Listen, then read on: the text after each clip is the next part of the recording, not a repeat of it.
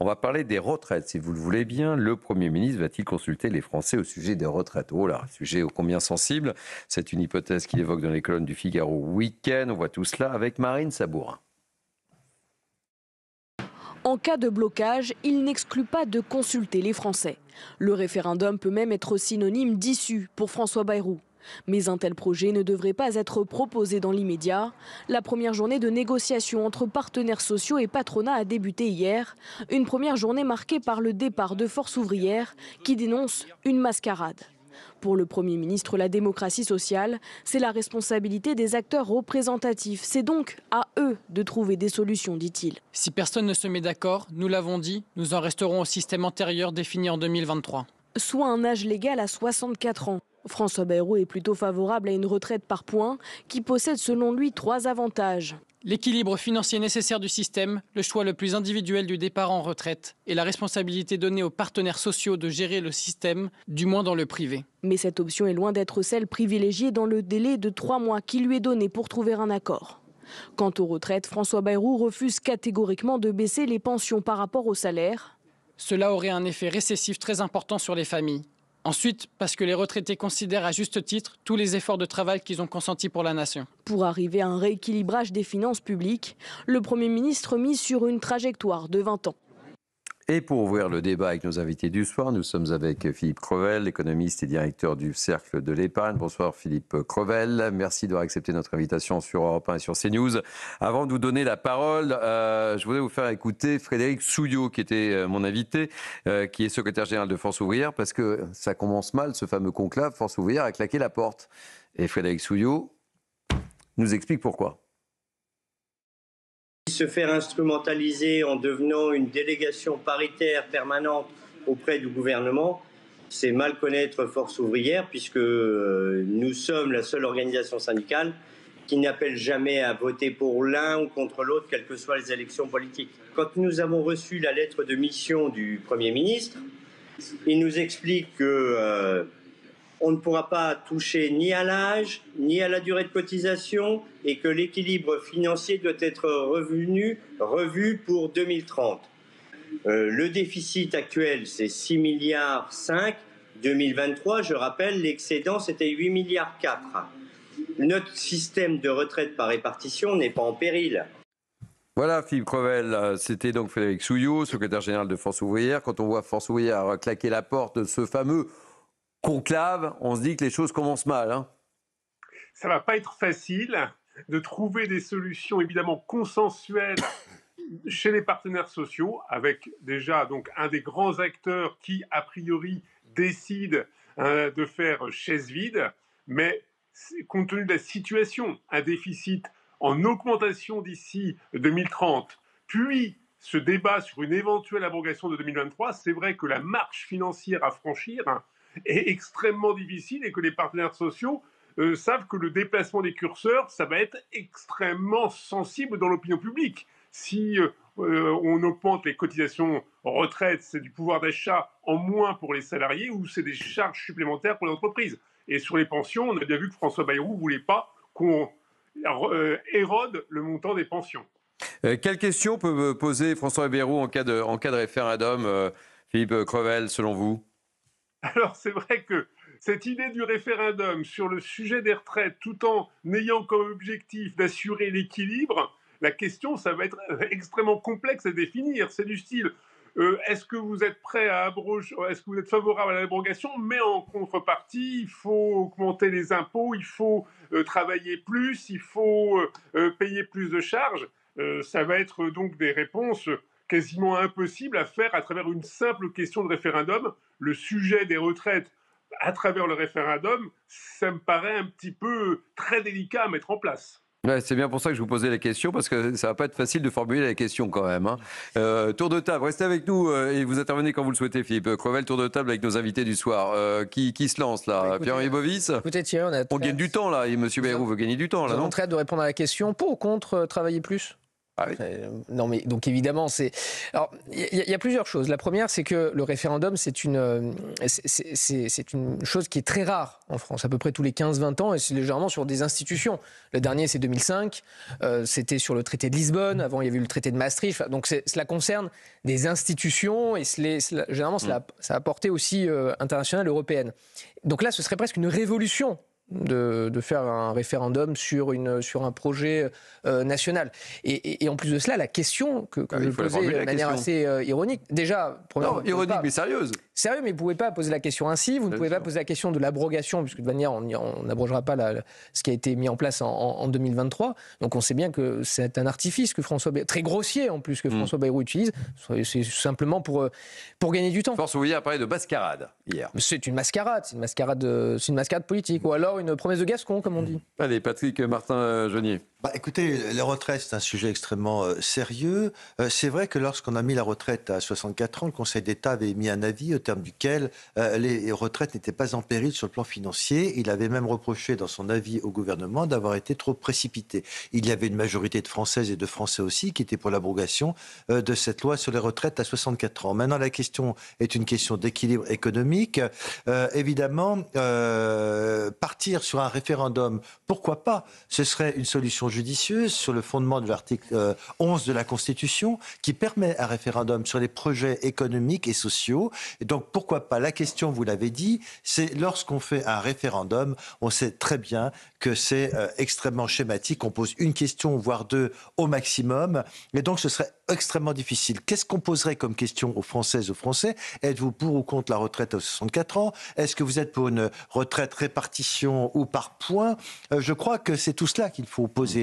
Et le terme conclave ne me paraît pas du tout adapté, parce que le conclave, ça nous fait penser au conclave du pape, lorsqu'on avait... et donc de la confidentialité. Non, il faut de nouveau une table ronde ouverte au public, un grand débat à l'Assemblée nationale, un nouveau débat, quitte à ce qu'on utilise effectivement de nouveau l'article 49 alinéa 3 de la Constitution. Mais c'est ça qui est important. L'avenir, on remet aujourd'hui en cause les fondements même de la retraite par répartition, issue, je le rappelle, du programme du Conseil national de la résistance au lendemain de la libération. Donc c'est très important. Et ce qu'il faut effectivement un véritable débat, et non pas passer par un référendum. Car, c'est mon dernier mot, vous savez bien que lorsqu'on fait un référendum, en général, les Françaises et les Français votent contre quelqu'un, ou pour quelqu'un. Ouais, mais donc ce sera un référendum pour ou contre Emmanuel C'est pour ça que Macron. j'interrogeais Philippe Crevel sur le sens et la formulation de la question. Voilà. Vous imaginez le casse-tête ? Qu'est-ce que vous formulez ? Véronique Jacquier et Noémie Alluat. Véronique Jacquier. Je pense qu'on est chez les fous en France. Tous les pays européens sont à minima 65 ans pour la retraite, voire 67. Et nous, on est en train de faire un espèce de conclave avec un syndicat comme Force ouvrière qui claque la porte parce que le Premier ministre Force ouvrière, qui claque lui la a porte, quand même dit que le but du jeu, c'était d'essayer de s'entendre pour aller jusqu'à l'équilibre, c'est-à-dire ne surtout pas revenir sur la retraite à 64 ans, et que tous les partenaires sociaux s'imaginent qu'ils puissent éventuellement revenir sur cette retraite à 64 ans. Et bien entendu, le coût du référendum, parce que pour moi c'est un coup de bluff de la part de François Bayrou, c'est de leur dire, écoutez, allez-y si vous le voulez, prenez le risque de faire en sorte qu'on revienne sur la retraite à 64 ans, puisque bien entendu, si on pose la question à tous les Français, ils vont dire qu'ils veulent travailler moins, pas qu'ils veulent travailler. On connaît la réponse déjà. Gouverner, gouverner, ce n'est pas forcément toujours être populaire. Loin de là. Donc on voit bien qu'il y a quelque chose qui ne tient pas dans ce que propose François Bayrou, parce que dès le départ, mais il faut se souvenir pourquoi ce conclave a été mis en place, parce que c'était un deal avec le Parti socialiste pour être sauvé sur le budget, pour ne pas risquer une motion de censure. Voilà. Donc moi je trouve qu'on est quand même chez les irresponsables. J'aime quand vous resituez le contexte. C'est important. Oui, c'est important, ça que vous êtes bien entendu. Non, mais parce que sinon, on ne comprend pas. Bien sûr. Et on se rend bien compte que ça ne peut... Il n'y a peut-être pas que Force ouvrière qui va claquer la porte quand on voit le deal que propose François Bayrou. Et je dis bien encore, c'est Force ouvrière. On ne parle pas de la CGT, etc. Voilà, exactement. Force ouvrière claque la porte. Pas fini. Et vous allez voir que le concours, il ne va plus rester grand monde, finalement, au concours. C'est possible. Noémie Alluat. Oui, mais je pense que Véronique a raison. Et sans doute que François Bayrou n'y croyait pas lui-même lorsqu'il a mis en place ce conclave. C'est un jeu du discute depuis le départ. Il réunit des syndicats qui, on le sait, ne sont pas d'accord entre eux et on peut s'attendre tout simplement à ce que les mêmes effets produisent les mêmes causes et donc il y a assez peu de chances vraiment pour que ça aboutisse, pour que ce conclave puisse accoucher d'une nouvelle réforme. Il gagne du temps, il va y avoir du blocage, mais on s'attendait à ce qu'il y ait des blocages, on s'attendait à ce que ce conclave soit un jeu de dupes. Maintenant, est-ce que l'issue sera celle du référendum? Je pense qu'il y a d'autres questions qui se posent de façon plus urgente. Je rappelle que Bruno Retailleau propose notamment de mettre sur la table un référendum sur l'immigration. Et sur ces deux sujets, les retraites et l'immigration, on peut considérer que les sondages permettent déjà d'avoir une idée de ce que veulent les Français. Sur ces deux sujets, ils s'expriment à travers les sondages et vous voyez qu'ils sont très majoritairement contre cette réforme des retraites et vous voyez également qu'ils sont également très largement contre l'immigration, ou en tout cas pour une meilleure maîtrise des flux migratoires. Ils le disent régulièrement dans tous les sondages qui sont... mais vous savez, Noémie Alioua, je vous écoute avec une grande attention, mais si on se réfère à tous les sondages que l'on fait, quels que soient les sujets que nous abordons dans nos émissions, évidemment, il y a des attentes. Le problème, c'est qu'on ne répond pas aux attentes des Français. Et c'est ça le problème. Tout à fait. Et c'est ça qui crée la crise démocratique dans laquelle nous sommes. C'est pour ça d'ailleurs que les Français ne croient plus en leurs institutions. C'est pour ça qu'il y a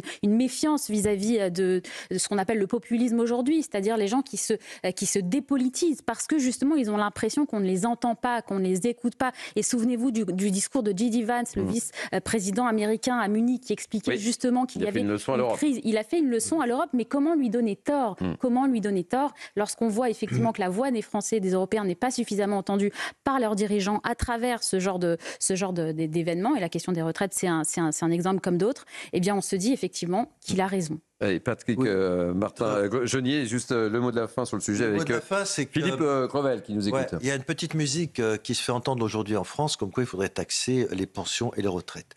Il faut faire très attention, et François Bayrou le sait, si on touchait aux pensions des retraités, ce serait extrêmement explosif, parce qu'une majorité de retraités n'a pas forcément une bonne retraite. Il est important de dire ce soir que les personnes qui touchent les retraites, les retraités, eh bien, consomment. Il y a une solidarité intergénérationnelle. Et aujourd'hui, on ne peut pas dire que les retraités qui ont cotisé 40, 42 ans, 43 ans sont des privilégiés pour la plupart d'entre eux. Donc effectivement, c'est un sujet absolument explosif. Philippe Crevel, le mot de la fin sur le sujet? Oui, c'est vrai que les retraites en France, elles sont plutôt quand même faibles. C'est 1 900 € donc en moyenne. D'autre part, c'est pour les femmes des retraites qui sont 30% plus faibles. Donc il y a un vrai enjeu plutôt de pouvoir d'achat pour les actuels retraités. Et puis l'application des réformes passées vont aboutir à une dégradation déjà du niveau de vie des retraités. Donc cela est extrêmement compliqué. Je pense que François Bayrou a quand même soulevé une question intéressante, c'est le régime par points.